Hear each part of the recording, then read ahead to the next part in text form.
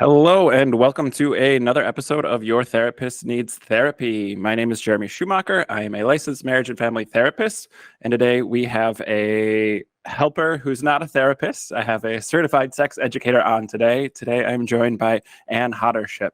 Anne, thanks for joining me. Thanks for having me. Super excited. I think I found your work on Instagram or TikTok or one of the various socials. But I always like to start by asking kind of like, how'd you get into this helping type profession? Yeah, I've always been interested and curious about a variety of things that adults were hush-hush about, of course, and sexuality was one that never really seemed taboo and just was a natural interest. And so when I was in journalism school, I was a sociology minor and sort of was diving into the social aspects of sexuality without it being a plan. It was just like, this is interesting, but it could never be a career. And then I sort of did my journalism copy editing thing in the adult industry for some publications that covered porn. And at the time, they didn't cover sex toys in retail because it wasn't a big moneymaker for them, but times have changed. Many years have passed. And so I've always been in this realm. And through doing sexuality journalism, there was an element of helping and sort of educating through the written word, taking concepts that were either confusing or complicated or left out or stigmatized and like trying to make them relatable and comprehensible. And then I realized as people were calling me a sex educator in that role, I wanted to get a little bit more of a official feeling on an ethical side, official feeling sort of credential or training. Sure. Because I had the knowledge and the care and some of the ethics from the journalism side around like research and critical thinking, but facilitation skills and understanding working with the public was something that I only had my own like personal experience with. So I jumped into that and have stayed there, of course, ever since. So that's really, that journey started in 2007. Yeah. I'm curious kind of how going from like something like journalism into education, was that pretty easy for you, or was that like a bit of a paradigm shift? Honestly, so easy, because I realized the kind of journalism I was always drawn to and felt was more useful was long form, what they would call literary journalism, which is sort of not inverted triangle 300 words so it can make it into a spread in a newspaper. It's more like, what's the story behind the thing so that you can kind of connect with whatever the subject is, see yourself, and maybe even see other sides to the topic. And it would require a chunk of words and finding creativity around how do I talk about this thing in a way that could be receivable to a relatively wide audience. And so I always found myself doing the education thing just in front of a screen or with a pen, which honestly was just kind of limiting without me realizing that there was a way I could do that actually to physical human beings in front of me instead of having there be like this middle thing between me and the reader. So the transition was pretty easy and way more fun, because also the journalism side of things was really starting to go down the tubes around 2011. Sure. And wouldn't have been a career even if I preferred that anyway. And so I'm just really fortunate that people were already kind of seeing me as that kind of a resource, because I don't know how long it would have taken me to figure that out for myself to start going in that direction. Yeah. That's a fascinating experience. I'm familiar with your work currently, and putting out a lot of good stuff on sex education and helpful information, coming from like a background where you're writing about stuff like porn, which has for much of history of the porn industry been unhelpful for sex education. It's been some people's sex education, but not necessarily a good or solid resource. Yeah, well, the issue with porn is really, the only reason why porn has been quote unquote unhelpful for sex ed is it's the only thing people have easy access to. And so with sex ed, depending on your own values related to porn, you would either use that as this is bad and not real, and we're going to keep it out of this classroom. Or the way I would use it is, it makes complete sense why you have this connection to this kind of sexual activity or these feelings about it, because why wouldn't you? This is the only thing that you have easy access to where you can manage the shame relatively solo because you can do it on your phone, in a closet, in a bathroom, wherever. Whereas trying to get real information about sex and sexuality requires a lot more intention and sort of, in some ways, public facing or community facing activity where people know that you want to know this thing. And so why wouldn't you try to make sense of sex from this sort of fictional stuff that is literally free and easy to access any time of the day? And so let's look at what pieces of information, values, what do you notice about how sex is shown? What do you notice about the people involved? Do you see the full person? How does that make you feel? And then utilize that as a tool to just help people understand their bigger picture connection and relationship to sex and sexuality. Not so that we can kind of pick out, here's why you're fucked up and broken, but more like, what's the point of feeling ashamed? Because this makes complete sense. It's not even really your fault. Like, you are the product of a system that is pretty on purpose, keeping us in those kinds of places where porn ends up being the vilified enemy and also everywhere, including places that aren't porny, but you're still seeing stuff that would be considered sexually explicit in a lot of households, even on like billboards and bus stops, you know? So it's more of the porn is the challenge when what I call like the civilians of the world outside of the sexuality field who just have basic perspective on sex and sexuality. And by basic, usually it's inaccurate, pretty stereotypical and relatively conservative and biased.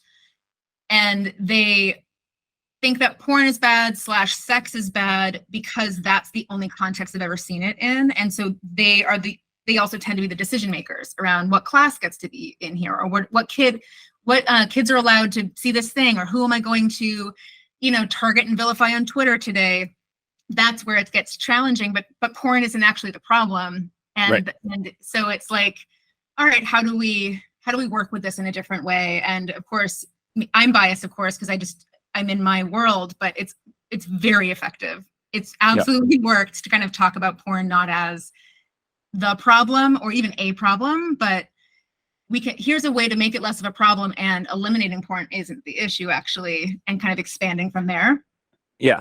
And I come from it. I'm a licensed marriage and family therapist, but I also work with religious trauma. And so I have all these people who grew up super conservative, fundamentalist. I was raised fundamentalist, who like their first experience with sex and sexuality was through pornography. So like I went to private parochial school. We didn't have sex ed. What like in quotes was sex ed was inadequate and inaccurate. And so like, then, I think I'm kind of that classic perspective of somebody who like at 16, 17 found pornography and was like, I don't know what any of this is, but it does something to my brain. So I'm going to keep watching it. And like that now as a professional, I'm working with all these people who like, have these weird ideas or these messed up ideas because porn was so accessible to them. And they were raised in such a sheltered environment where like sex is bad and wrong, but also they wanted to learn about sex.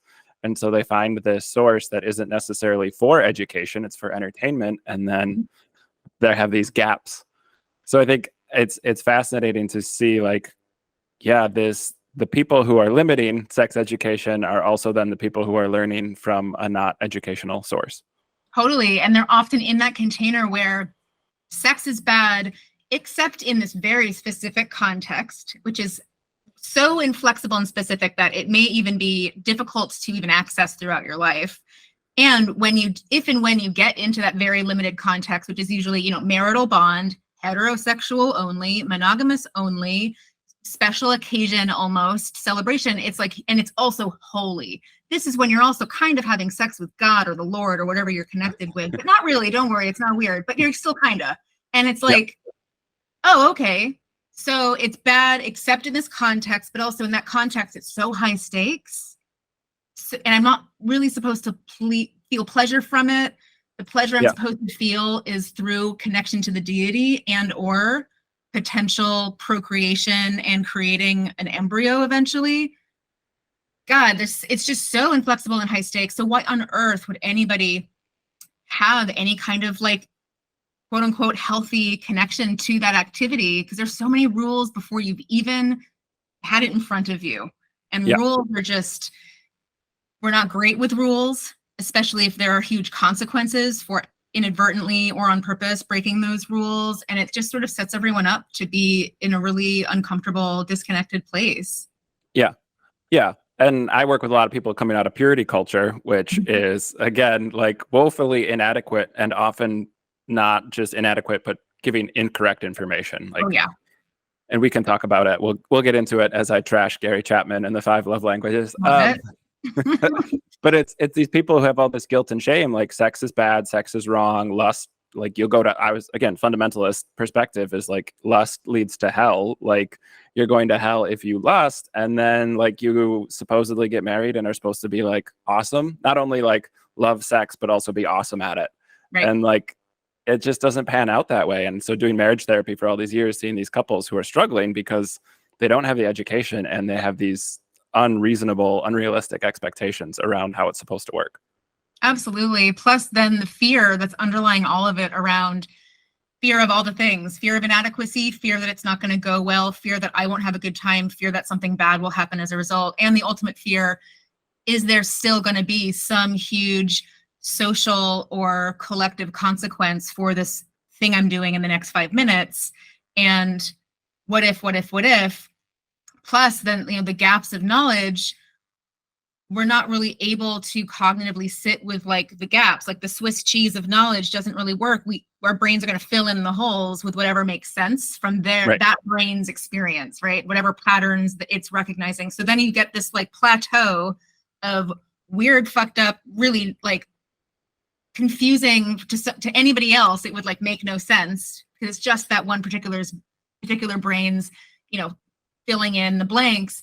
But then you also have the other person involved, their own Swiss cheese is getting filled in by their brain's patterns and their brain's whatever and their bullshit. And so you've got two people coming in with just like really confusing, complicated, and like not matching perspectives on what's going on, including the meaning being put on to every single feeling that happens, every single action that happens. It's just like, it's a recipe for absolute disaster, even if you totally love the person and you feel connected and safe and you don't even feel shame. Maybe there's no shame there, but you still got all those gaps of knowledge you're filling in with potential bullshit, and you don't even realize it because it makes sense to you. So why would you think it's bullshit? You don't have anything else to compare it to. And I think a lot of people lack the language then. So not only are we coming from different societal standards and expectations, gaps of knowledge, but also like the way that language is used, there isn't, without some sort of sex ed saying like, it's okay to call it a penis. It's okay to call it a vagina. We should talk about orgasms. Like I work with so many people who have like deconstructed, but are still in that like, I don't feel comfortable saying this word out loud, even to my partner who we have children together, and like I can't talk about sex with them. Totally. It's the ridiculous statement around, sticks and stones will break my bones, but words will never hurt me. Absolute, oppressor bullshit. Like words are so powerful. Words are like swords. Words can literally strip your humanity with 2 syllables, 1 syllable even. And to think that our relationship to words has been minimized to be somehow no big deal and very low stakes, then you realize that you can't even think the word, let alone hear the word come out of your own mouth to just describe a very basic thing that only feels high stakes to you because everyone around you has put all of that meaning onto that individual word. So it's just so hypocritical. And no wonder we're having especially now, a cultural, conflict around just language use. And do words matter? They don't matter, but nope, that word does matter though. And just like, how do you keep up? Yeah. Yeah. A really weird, I've talked about this in past episodes, having therapists who work with trans youth, like society as a whole is more progressive, but then we have these super regressive and oppressive politicians trying to push. So it's like a really weird, unsafe. It's nice because there are more people who are open and accepting, but also like the danger and the risk still remains very high. And it's very, it's unsafe. It's just hard to kind of relax. So it's this hyper vigilance that goes on. My personal story, briefly, this aspect of it is I was a Christian for a long time. I was raised fundamentalist. When I started doing therapy, I was still a Christian and doing therapy at a Christian counseling place, and balancing my Big Ten university degree on research and evidence-based practice against all this like nonsense that I was still kind of holding on to.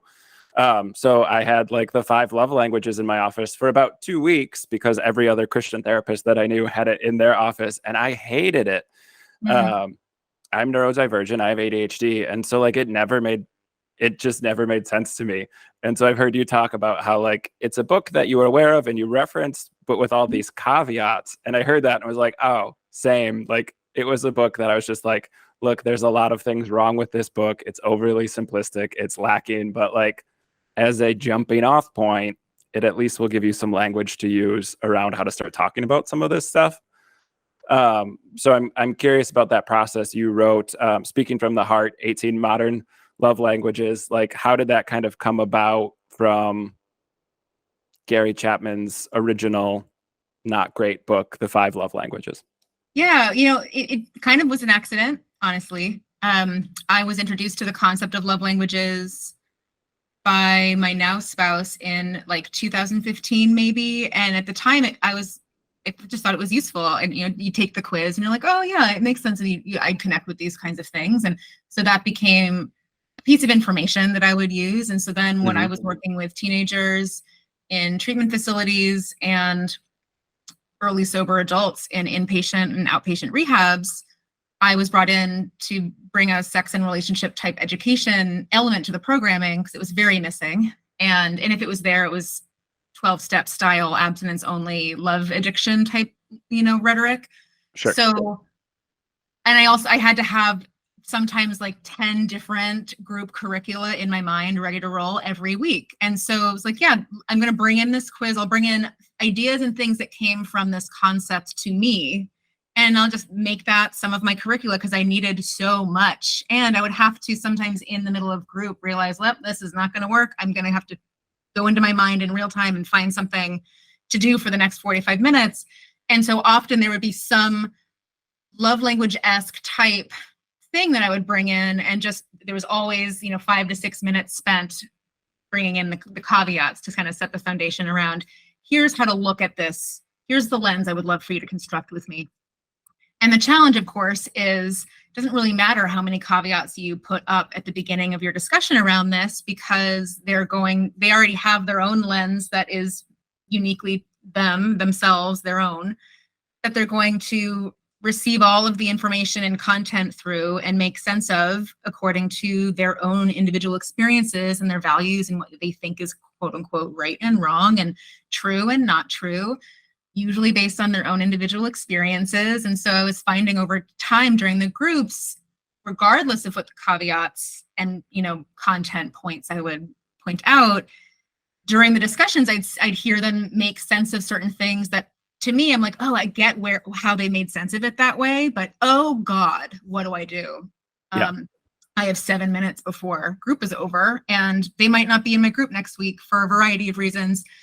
And some of those, it's just like, oh, how awful. Some of the things that they would kind of come to their own conclusions about were first around gift giving or receiving gifts, that it's just inherently meaningless and superficial. And they wouldn't ever want a partner who liked receiving gifts because I don't want to have to buy them jewelry all the time. Like they couldn't see gifts as something that didn't have a $500 plus price tag.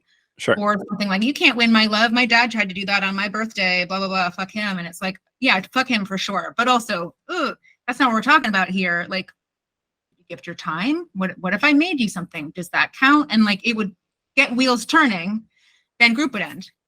Yeah. Another one that was sort of horrifying was around physical touch. And there's a lot more discussion about it now, but the way it is framed by Chapman in the original book from 93, which has been slightly morphed for the 2015 version that is now the one everyone is really familiar with, is around like men naturally need the kind of physical touch that is sex and sexual. Women naturally need the non-sexual kind because cuddle them, they're so emotional. And so if you say no to sex to your male partner, you are depriving him of love. You basically are the devil already. So like, do you want to be the devil? I know you don't. Put out, who cares if you want it or not? Learn how to dissociate, disconnect, become a doll for your fucking marriage partner. And it's just like horrifying that that's essentially what's even in the book. And then without having read the book, just having the quiz, seeing young adults and older adults even make sense of physical touch as a thing that could lead to sex. So that's why it's important to them. If I'm going to give you a massage, that is an invitation to something sexual. And if you don't complete that path of behaviors, you're the problem, not me, the person who took this physical touch as a guarantee of some kind of sexual gratification. And so a lot of not everyone, but I would say 80% of the time, it was the cis hetero male clients who could not disconnect sex and sexual contact from physical touch. So then there would be a lot of homophobic bullshit going around about how like, well, I'm not massaging you, or physical touch not with my bros. And it's just like, interesting. Thank you. Like, I'm just in my mind, like, all right, noting this, noting that. Holy shit, holy fucking hell, what do I do? And just like making this mental list constantly in real time. And then revising my caveats for the next group or the next time, or creating a new activity out of it. Anyway, years go by, and I'm like, maybe I'll just make a PDF or like a one sheet, because I knew my colleagues in the sex ed world really wanted some kind of alternative. But you know, who on earth is going to like write their own alternative? Plus, the legal team behind Chapman and the Bible Institute printing publisher company that makes all of those books, plus tons of different kinds of Bibles. It's a really big. They have a huge power behind them, a huge threatening power behind them. So it's almost not worth it. So anyway, I put this sort of one sheet thing together, and it starts to kind of expand a little bit as I'm going. I also have ADHD and whatever else is happening in my mind in a non-derogatory way. It just started to kind of expand naturally as new ideas would come in, or I would be reminded of some of the ideas from like 3 years earlier in a group. And I'd be like, oh, wait, also this. And then all of a sudden there were like 18 versions of what I call languages for modern love, that are more just like expressions of love, or things that could be connected to the experience of love for people. And I had more than that, and I kind of got whittled down to 18. And then I just wanted to write a little bit of like, here's what the point of this is. Here's a little bit of a lens to look at this through before you read these things. And then I realized, well, maybe I could make it into like a PDF ebook. And so I did that. Did a little bit of trademark research just to kind of see, you know, what would I be up against. And that came out like April of 2021 or something like that. And it just, within the end of, or before the end of that month, it just really exploded in a small way, but it exploded in ways where I didn't realize that other people aside from practitioners would want it or enjoy it or find it interesting. And it's just kind of expanded from there, kind of on its own, relatively organically. Yeah. And I think it's fascinating. I don't know if you came from any sort of religious background. So it's fascinating to hear that, because again, when you're raised in it, it's so all encompassing that you like forget that other people exist. But like Gary Chapman, like was known like in the Christian community, it was celebrated that this was from a pastor. This was from a spiritual, I'm putting it in quotes, it's a podcast, you can't see that, but the spiritual leader, quote unquote, who wrote this book. And for me, coming from like a university with a strong research background, was like, there's no data here. Like this is not like, and my ADHD brain like recoiled against like, there are only 5. Yeah, totally. Like I was just thinking through my head of like, no, these don't work. And these are overly simplistic, but also like this idea of like, there's no research. There's nothing that like, I went to the University of Minnesota, which is this huge research institution. They have all this research going on constantly, like one of the few universities in the country where the research that happens and their publications make as much as their sports programs, which is very rare for a big college.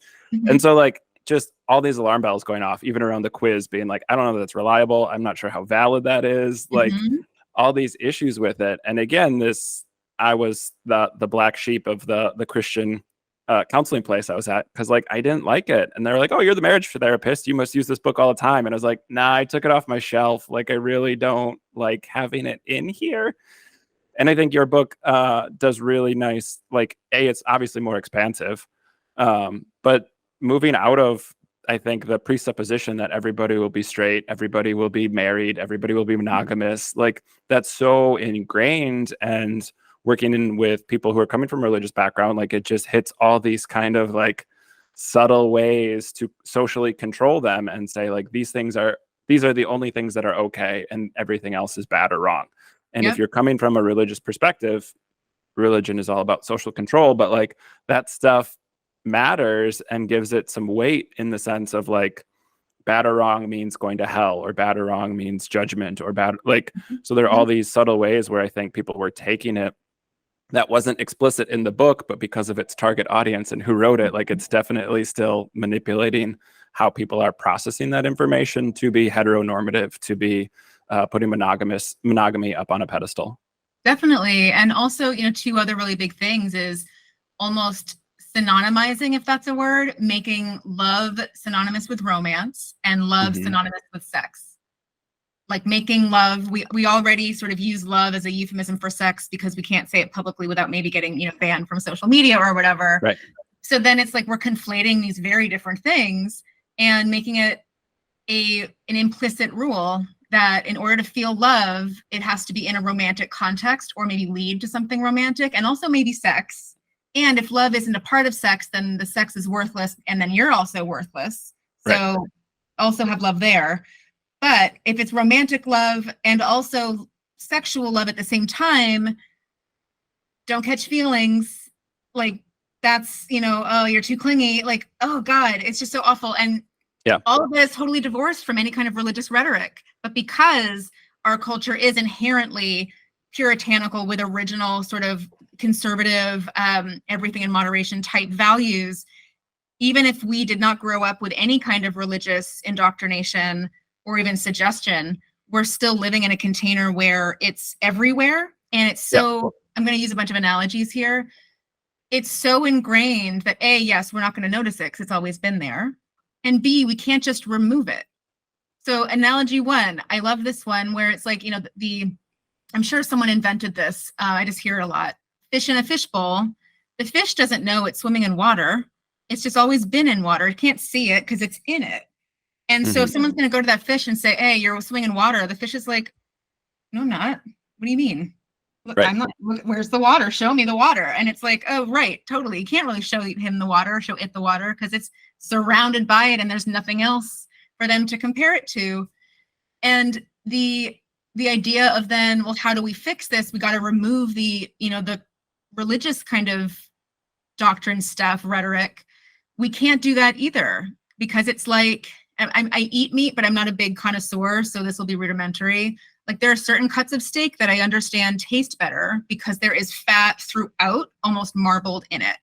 You can't defat those cuts of steak because they are literally marbled. In order to defat the steak, you would de-steak the steak and there would be nothing left, right? So that's how life is with these kinds of ideas and these norms. Even if intellectually we don't believe them, there's subconscious stimulation happening constantly because we're seeing it or we're hearing it, even in just advertising or what we're seeing reflected back to us and with what's represented to us in the media we have access to, all that kind of stuff. And so it makes it extra confusing. And to me, even higher stakes and kind of scary for me to see how the slight adjustment of Chapman's concept in his ridiculous book that was released in 2015, when it kind of, there was a resurgence of popularity after a good chunk of time where it was kind of a little bit of crickets outside of the Christian community.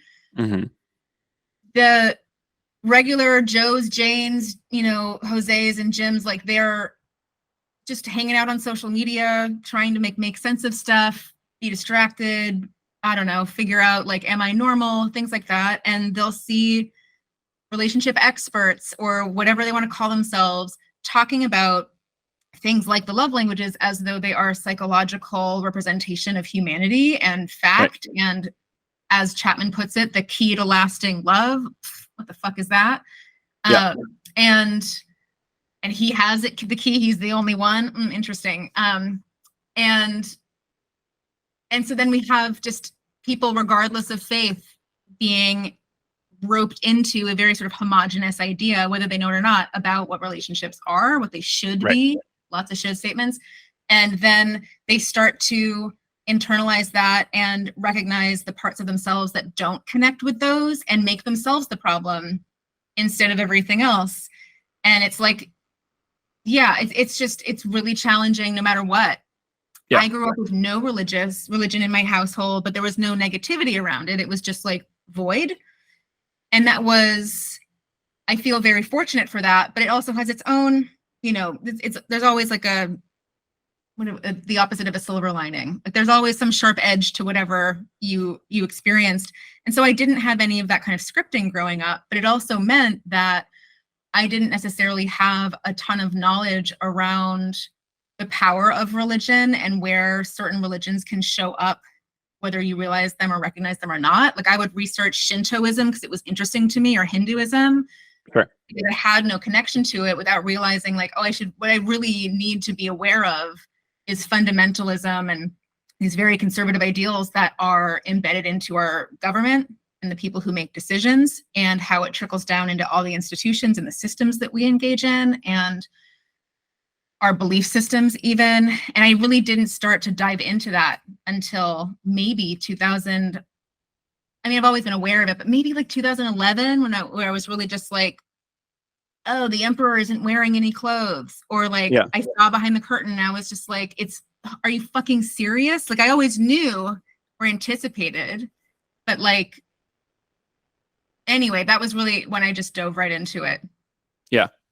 Yeah. And I think the book is, even I haven't read the updated version. I had the 93 edition, but like, you know, it isn't citing Bible verses, but like they're in there, like wives submit to your husband is the concept that he uses to talk about physical touch. And like, it's wrong. Like scientifically, we know that those gender stereotypes are just that. They're stereotypes. Like at the most generous, you know, that's describing 2/3 of the population, not anywhere close to like a huge majority, like a slight majority maybe. And that he wasn't writing from research. He was writing from his experience as a pastor and his own relationship. And so of course, it like even in his writing, it's indoctrinating those Christian concepts without being blatant about here's the Bible verse I'm pulling this from. But like reading it as a Christian, it was like, oh, yep. That's totally there it is. And like that's not a source for relationships. No, especially here's the other layer that added a little bit of an additional layer to my perspective on why the 5 love languages are bullshit, and that Chapman really is a total charlatan, snake oil salesman, was when it got a resurgence in popularity, he was marketed as a marriage counselor. Sure. And very strategically removed any reference to the fact that he was actually a pastor with no knowledge or training in anything but. Yeah. And that this was just through observation of heterosexual Christian couples that would see him on Sundays for help because they couldn't figure their shit out, as if he had all the answers. And that and to see it was so intentionally removed from all discussion around it, and suggestion of like, this is proven because, or it's a proven thing, without saying it's proven because I saw it 50 times in my office and not because anecdotally. Totally. All of that, because we're not taught critical thinking skills unless we're specifically going for a degree in something that would benefit from critical thinking.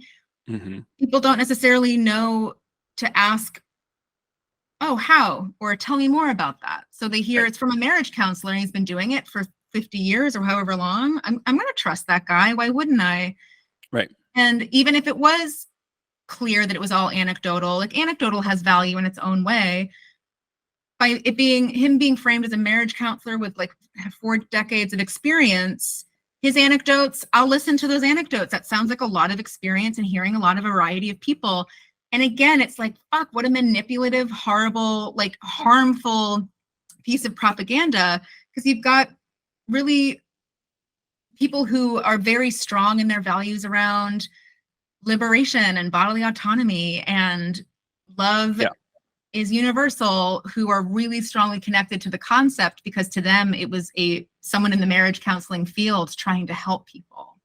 Right. And so there's also having to undo a lot of that misunderstanding of the concepts before you even start diving in, to be like, oh, and also it's all Christian bullshit that you might be horrified to know. Well, and it's fascinating as somebody who's like deconverted and deconstructed and now works in religious trauma. Like, it is propaganda. Like, that's why it's published by a Christian publishing house.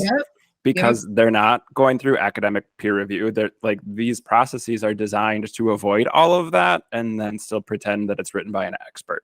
And like, it's a weird gray area because I speak poorly of experts. I will call out people who have their PhDs regularly because, like, the dumbest people, I should caveat, some of the people who are not very intelligent, I met in grad school and they went on to get there. So like, that doesn't inherently mean anything, but like, by intentionally avoiding the peer review process and intentionally like skipping some of these steps, that means something. It's like, peer review doesn't mean something's 100% accurate. It just means like it's at least gone through the basic preliminary checks on bias and problems around methodology. Like, doesn't happen in this book because it's not based on any research.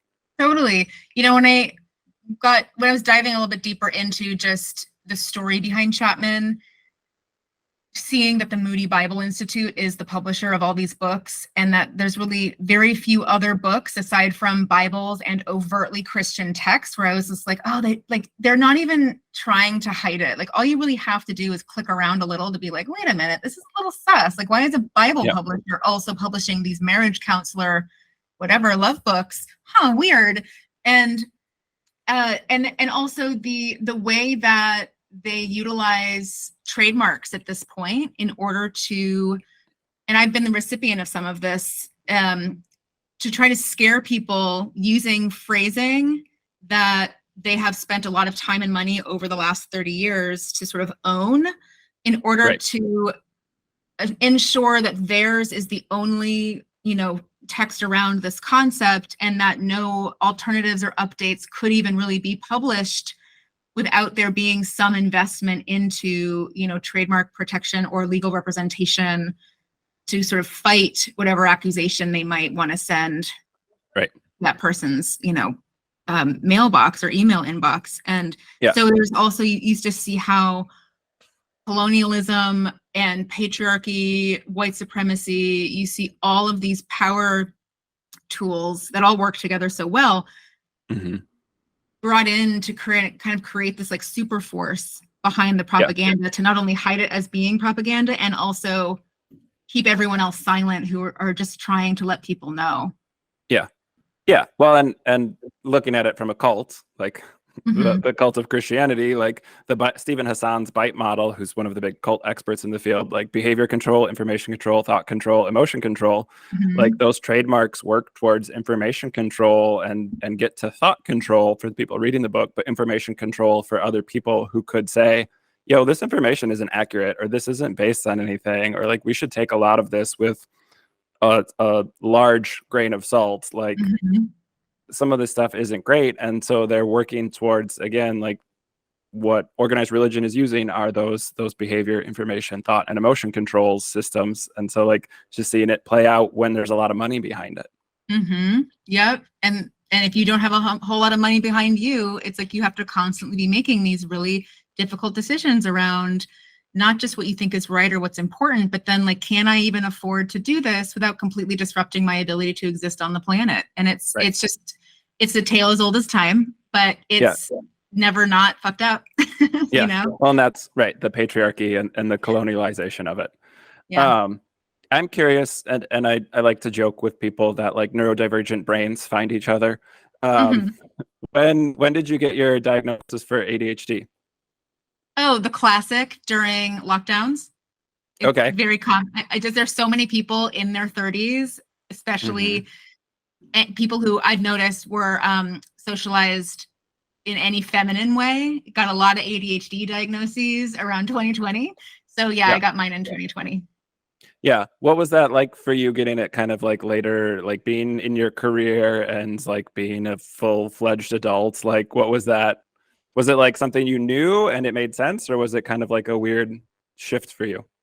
I almost didn't even really think about it. It almost, the only thing I could think of was like the way that my ADHD presents or my neurodivergence presents isn't in this nice sort of neat and tidy bullet pointed, diagnostic list. And so, especially because I grew up socialized masculine in a lot of weird ways, but then I was raised a girl, like a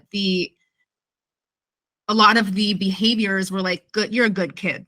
You're a good kid. Yeah. And so it's like, okay, great. I would love to continue being a good kid, because being the bad kid means you can't do fun shit. So I'll continue being the good kid. And the only things that really felt disruptive, still because they became tools for me, like the hyper focus and the hyper focus, or the bouncing like a ping pong ball between 10 different things simultaneously, step by step, getting each one done, but 10 hours go by and you're starving and you haven't peed or drunk any water, but you've gotten a lot of really cool stuff done. And also the laundry.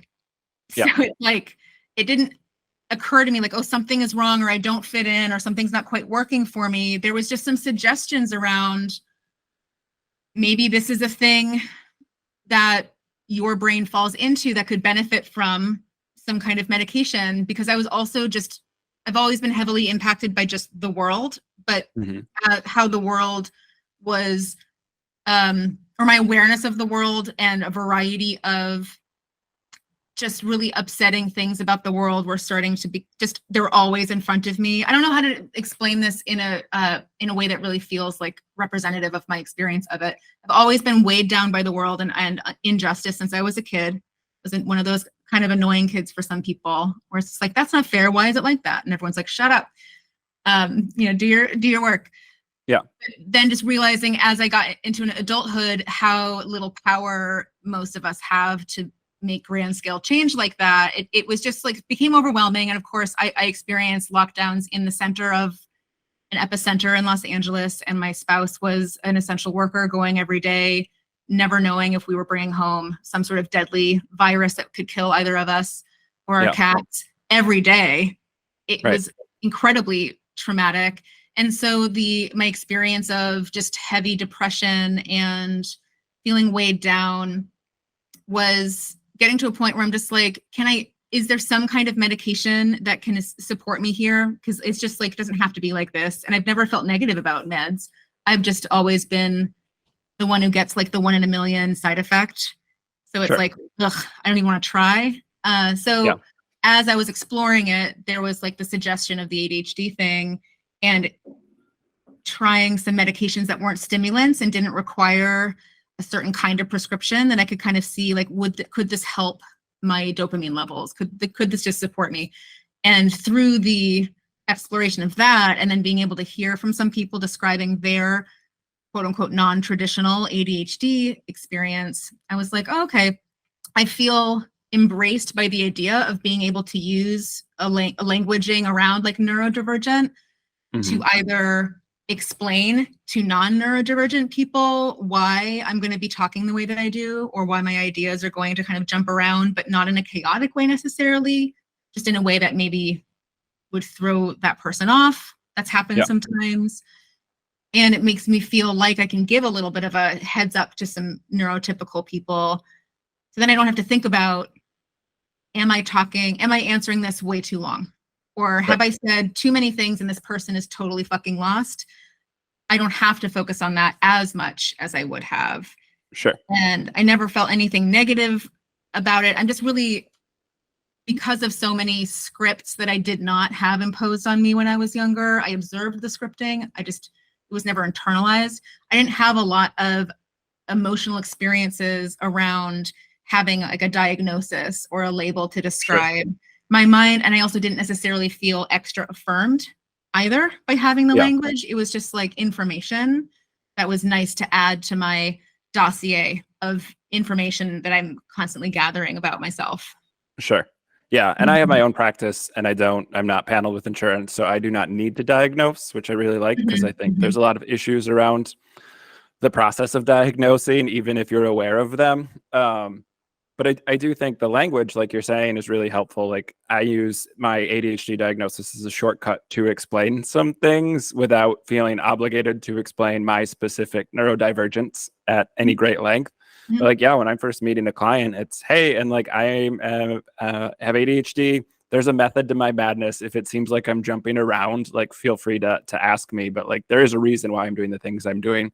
It usually does make sense by the end of it, but it might not during the process. And like it's just helpful, I think, to let people know that.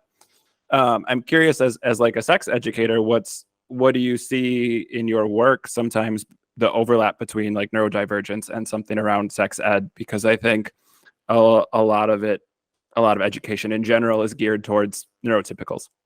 Yeah, I will genuinely say I still don't know what like neurotypical sex ed would look like, or even neurotypical any ed would look like compared to neurodivergent, because I think maybe the fish in the fishbowl. So like, yeah. I don't know. But oh, I loved your book. Like my brain was drawn to it as like, oh yeah, like this is written in a much like more applicable way for my brain. And some of it was the visuals, certainly. For those who haven't seen Anne's book, there's a lot of visuals in it that are really helpful, but like definitely just much more encompassing and like broader scope rather than being so behavioralistic. Yeah, I think that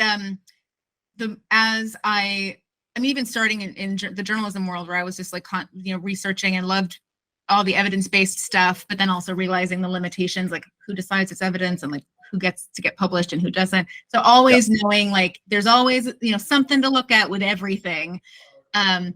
The knowledge and then the socialization aspect with all of the sociology studying too, we're realizing like how much of our stuff of being a human is completely manufactured and made up based on usually one or a group of people who had the most power and money.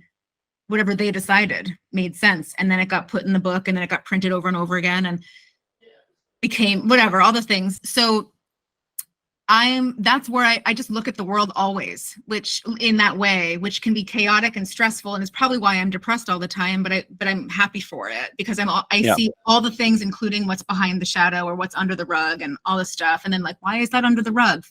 That should be up here. That's always happening. Everywhere. So like, why I joke that I'm a killjoy, but I'm still like fun at parties. And so when I'm teaching stuff or thinking about stuff and putting a lesson plan together or a presentation, I'm just automatically seeing everything from this expansive place where there is just whatever borders or walls or limitations that could be there, they're just not there. They've never been there for me. Or if they have been, I have excavated or had help removing them or dissolving them, so they have less influence. And so when I'm thinking about something like a human experience, automatically it's like, if I don't talk about this in an expansive way, including perspectives that I don't necessarily have, but for sure exist, then I am going to automatically be causing harm.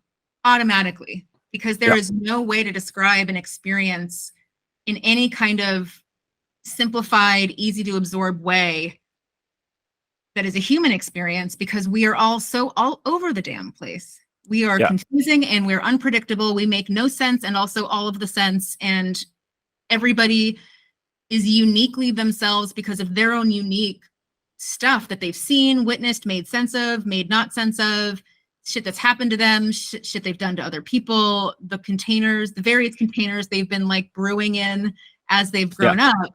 So how on earth could anything be considered universal, including an experience of like love, which is so loaded and presented as like, if you don't have love, you might as well kill yourself today, because this is the thing that everybody needs and wants, blah, blah, blah.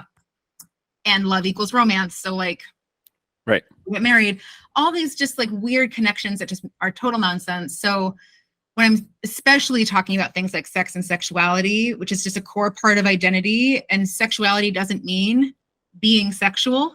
It just, it means having some kind of sexual identity or not having one, which is still some form of sexuality, or the absence of sexuality. Similar deal where like, if people don't look at it and teach about it from an expansive lens from the get-go, they're just causing harm. They are perpetuating something.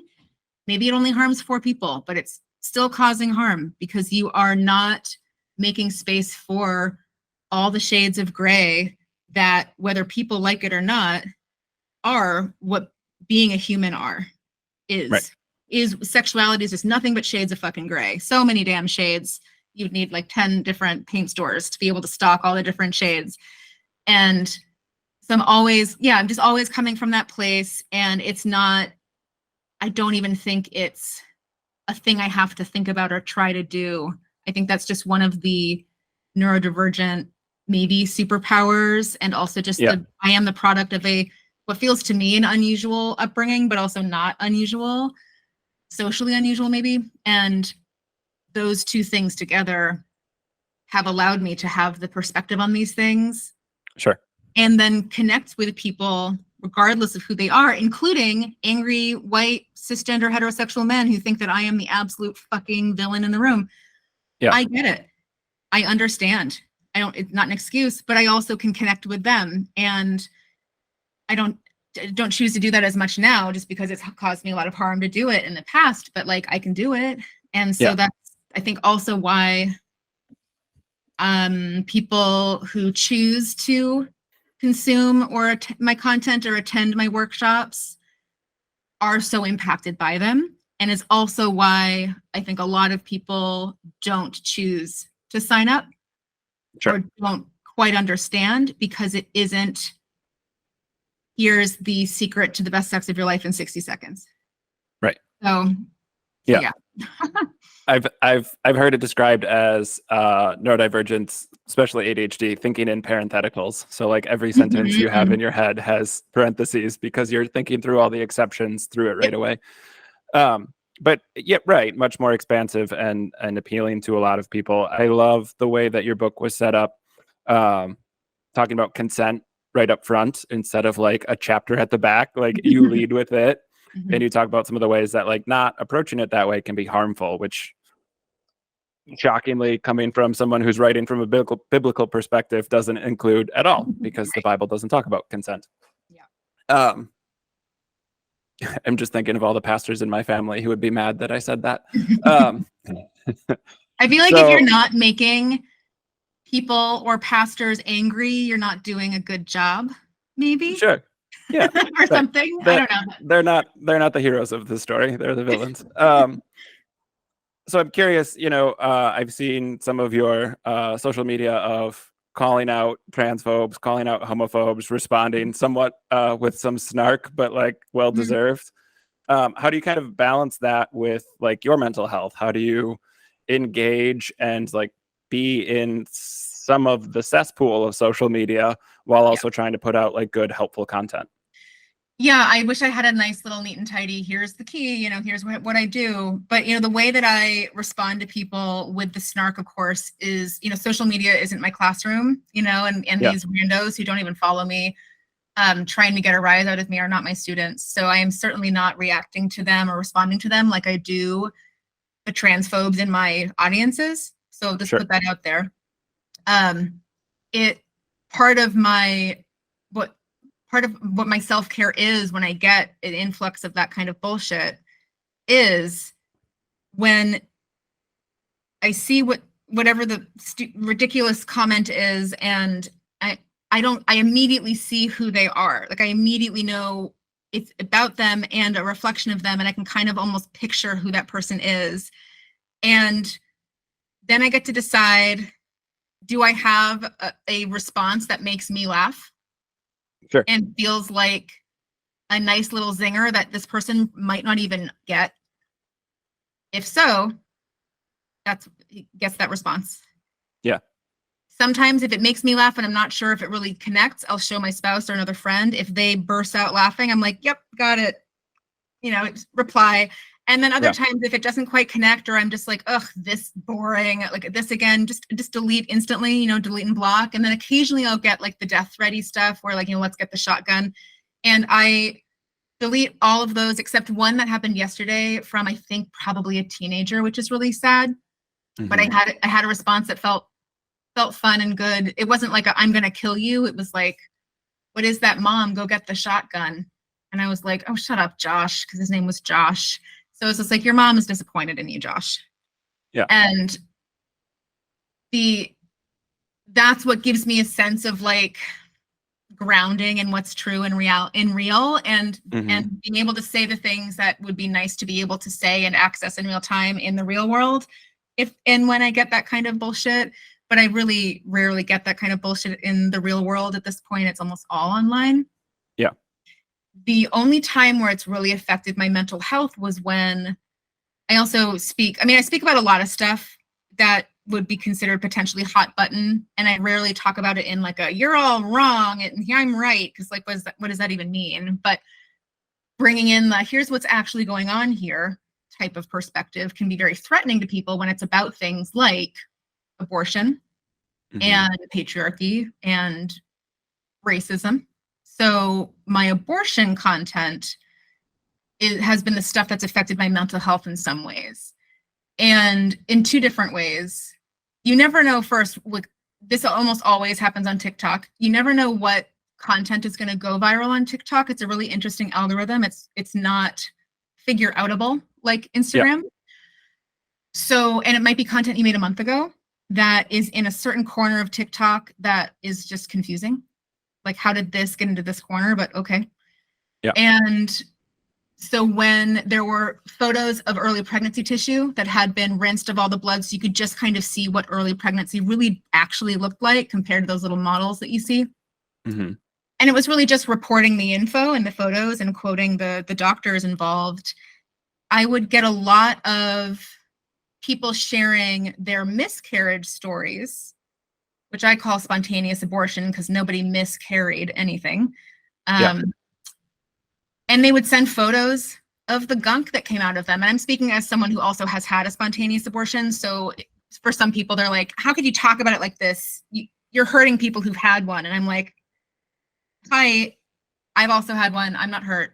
I'm just talking about it in ways I wish other people would. They would send me, the goopy stuff that would come out of their bodies. They would just send me pictures, or they would describe it in the comments, or they would tell me I'm evil because showing these photos and talking about it from a values neutral place and from a bodily autonomy. I don't care what you think about it, but I do care that you get to think what you individually think. I want you to be able to do that. That I am harming all women. So usually people who also don't believe in any kind of, gender diversity beyond the binary. And all these reasons why I'm like personally an awful person and causing people just so much tragic grief. And hearing that enough times can just be like, so like, there's nothing to say to this. I'm not going to defend myself because I know what's real and what's true. But the repetition of it, like it's too often and frequent to be able to delete and block. There's just too much of it. So I can't do what I would normally do. It kind of has to like live there, including stuff that I might not have ever gotten an alert about on TikTok will just be in the comment section, and I'll just never know that maybe something really awful is there. There's an element of like that makes me feel emotionally unsafe in like 50%, like not fully, but like there's just like a wariness to that. And then the other thing with the abortion content would then be people who have some kind of abortion adjacent job, like a sonographer or someone who did admin for a doctor once or something, who then bring in these arguments about why all the photos are faked and why I am a liar trying to get money for views. I would love to get money for views, by the way. I don't. How do I do it? And it's stuff that, like, to me, that makes sense. Like, those arguments exist. They make sense in the comment. And if I just deleted every single one because it's just like, oh, this is ridiculous, I will think about it because I want a response to that also gets to exist for other people to read. Sure. So it's not just here's why you're wrong, and then there's no response to that. So there was an element of borderline hypervigilance around keeping up with some of the comments and then noticing like, oh, that's an interesting piece of misinformation that I didn't know was so prevalent. Good to know. I want to respond to that. And so it would take up a lot of time and energy and just mental capacity because the whole goal is like, is the longest answer ever, but the whole point is there are a lot of people in my field who don't touch abortion, and I understand why. There are a lot of abortion providers who don't touch abortion, and I understand why. People get murdered for it. Mm-hmm. And I just made an active choice to be one of the ones that not only touches abortion, but bathes in it. I wear jewelry that says abortion on it, like normalizing it, not from a political standpoint, but from a, this has always existed. Yeah. So like deal with it, kind of like trees exist. So do bumblebees, you know, so does pizza, so does abortion. You know, like what meaning you put on it is up to you, but like up to you only for yourself. So then there was that, like I don't want to not touch the stuff because if I don't necessarily know who else will, in a way that feels expansive and accurate and also still compassionate to the people who are angry, you know, and not just, it's just a clump of cells. Why do you care? That's not helpful either. That helps the anti-choice people.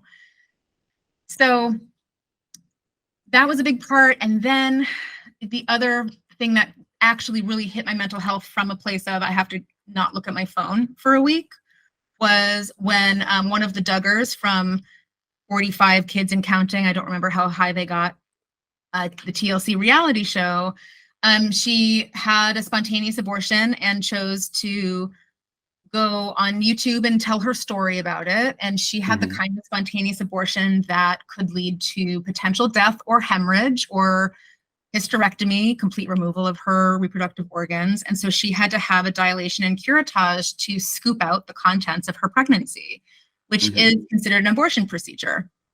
And it outrages people to hear the word used in that context, of course, because there has been 30 years of very strategic language manipulation to separate the word abortion from anything having to do with potential spontaneous ending of a pregnancy.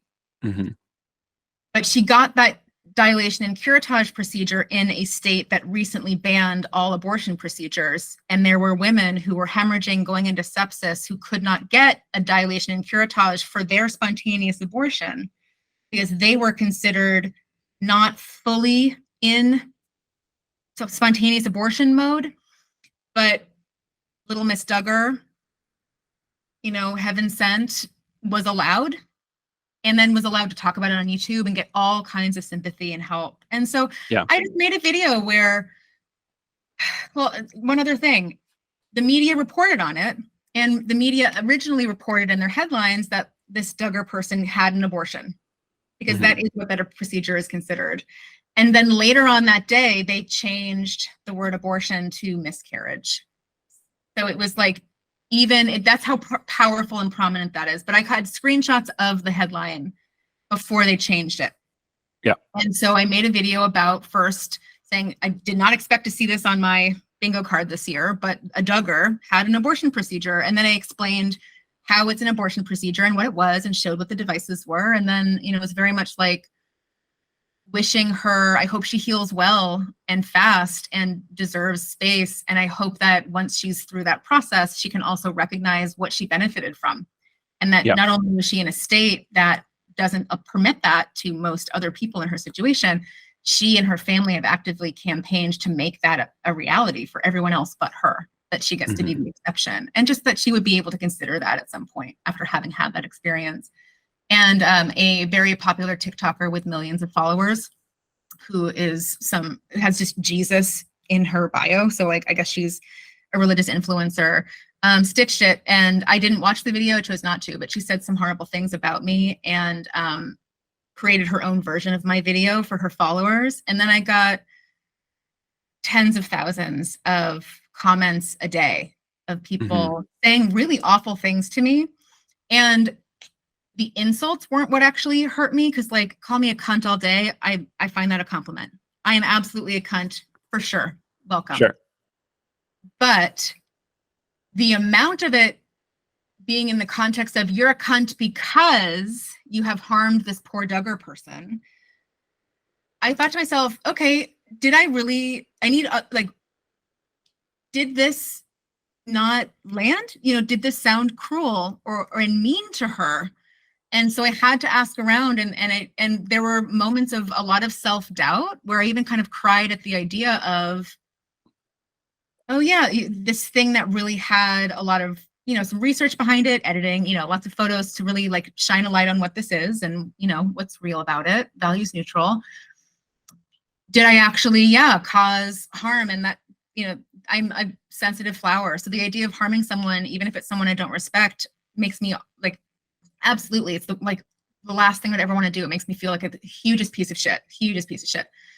And I just had to get some, support from other people, and, and not prompting them, just kind of saying like, what was your takeaway from the video? Mm-hmm. Or then also not as helpful. And none of them, most of them actually said, I was really struck by how kind you were to her in the end of the video. And I was like, okay, so it sounded kind to you. Okay, that's good to know. I didn't trust myself for a while. And so that was really heavy and hard, and my phone became a sort of threatening place. I couldn't go onto TikTok just to check, my messages from my friends and look at cat videos. I couldn't open it at all because that was how much I was having things, flooded at me. And my DMs have always been off, so thank God for that. But I know I would have gotten some really horrible vitriol there. And I got stitched a lot. I got my videos downloaded a lot and, spread around. So there was a campaign to get me banned from TikTok. There was mass reporting, like the kind of classic. Yeah. So anyway, it was about like 7 days of that constantly, like really constantly. It was kind of impressive.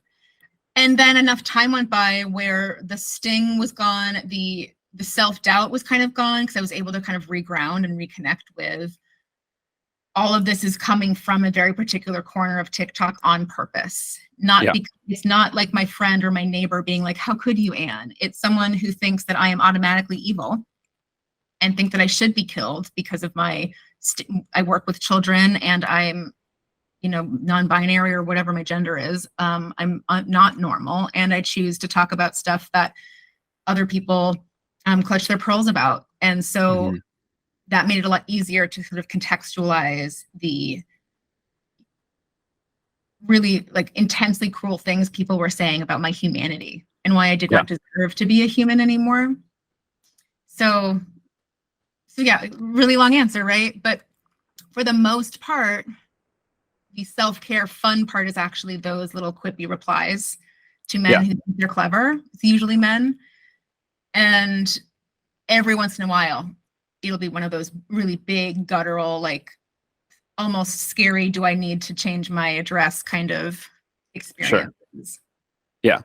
Well, it sounds like having a good support system around you and like a trusted sounding board of people who you can double check to make sure that your intuition isn't misleading you and like check your own biases. Like that's huge, right? Yep. Very important.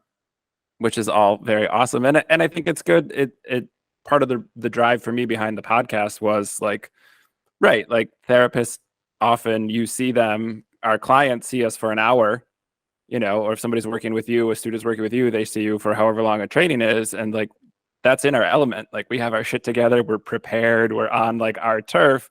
And so I think there's this idea that like we all have it together when that's absolutely not true. And so like hearing that, like, right, there isn't always a clean solution to some of these things. Sometimes it's just like making the best of it and relying on your support system, or like needing to go to therapy or trying medication or whatever it is that like, right, mental health is difficult to maintain and it's active really work. Yeah, I love that you do this because I think it's important for the humanity of any kind of helper, therapist, practitioner to exist in the public eye along with all of their amazing things that they create and make, because there is this kind of like deification sometimes of folks who have big platforms or knowledge and access to stuff that it almost turns them into inhuman representations of things. And they're also, as you know, I'm sure, lots of practitioners who want to maintain that and don't want that, Well, so I think part of what the profession was built on, like that Freudian legacy of being more legend than fact. Totally. So yes, that's fascinating. And this has been awesome. Thanks so much for agreeing. I'm a big fan of your book. I'm a big fan of your TikTok. I love when you do like critical thinking breakdowns of misinformation. And I'm always amazed at your patience because you do like 5-part videos, because that's how much time it takes to walk people through like, this is how you double check a source. And like, Yeah. they're awesome. They're very well done. I love that stuff. Where can people find you if they're interested in learning more or want to take a training with you, or even just find your socials? Yeah, totally. Well, Hodder-Shipp.com is the main website, and there's an event calendar there so that people can see all the different events or the trainings that are coming up. If anyone's focused on or looking into like sex ed specifically for themselves or for the youth in their lives, everyonedeservessexed.com is the sex ed org that I run. And I do work with teens and parents, but I also train other people to be sex educators, which is the most powerful thing I've been doing over the last few years, infiltrating all the corners with just, you don't have to be a sex educator, but I can help you have these conversations so you can kind of accidentally be one and be the change in your little corners. So everyone deserves sexed.com. And then the modernlovelanguages.com is the hub for all of the love language work. Yeah. And your ebook is super accessible. I think it was, I don't know, $9 or something like that. And it's 100 pages long. Like I said, a lot of visuals. For me as a neurodivergent person, I loved it. It was very easy to process. And then like, the free stuff you put up on Instagram and TikTok, like lots of really great resources there for people who maybe don't have the means or aren't at a place where they can pursue a huge level of training or aren't professionals but want to learn more. Like you just have so many great resources for people. And we'll have all of that in the show notes for people like me who just want to click a link. So yeah, Anne, this was awesome. Thank you so much for joining me. Yeah, thanks for having me. And to all the listeners out there, thanks for tuning in once again. I'm Jeremy. All my stuff's at wellnesswithjer.com. And you can find it all there. And we'll be back next week with a new episode. Take care, everyone.